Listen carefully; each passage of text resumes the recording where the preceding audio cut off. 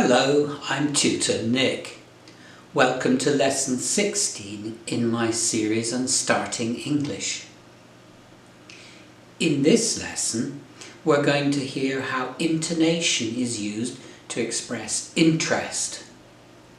You should listen to sentence A twice. Notice how the voice moves up and down in the second sentence to sound more interested. Then, listen several times to sentences B to G. Decide which speaker sounds more interested, sentence 1 or sentence 2. Now, listen and repeat.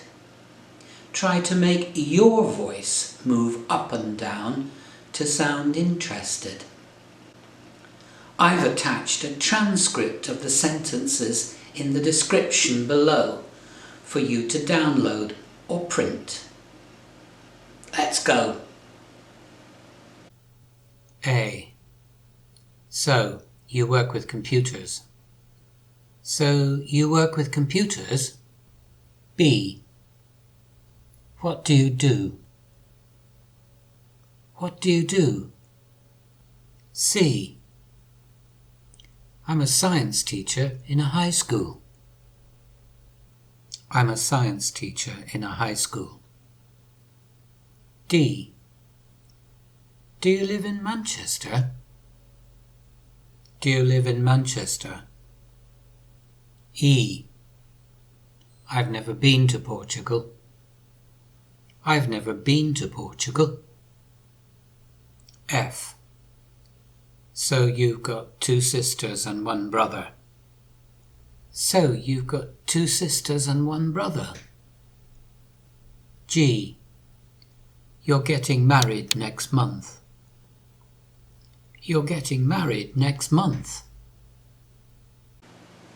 Many languages don't use intonation in the way English does. For an English speaker, intonation can give a lot of information about meaning and mood. Try to copy the tone of the sentences you hear. In the description below, I have included 2 exercises for you to do. Exercise 1 is a matching exercise where you draw a line to match the conversation starter to the situation. Exercise 2 is speaking practice. I have spoken the sentences A to D, and you should try and imitate my intonation. Let's go. A. Terrible weather today, isn't it? B. Excuse me, is anyone sitting here? C. I'm looking forward to the weekend. D. Hi, great music, isn't it? That's the end of lesson 16. Don't forget to keep practicing. Watch each video several times. The more times you watch them, the more you will learn.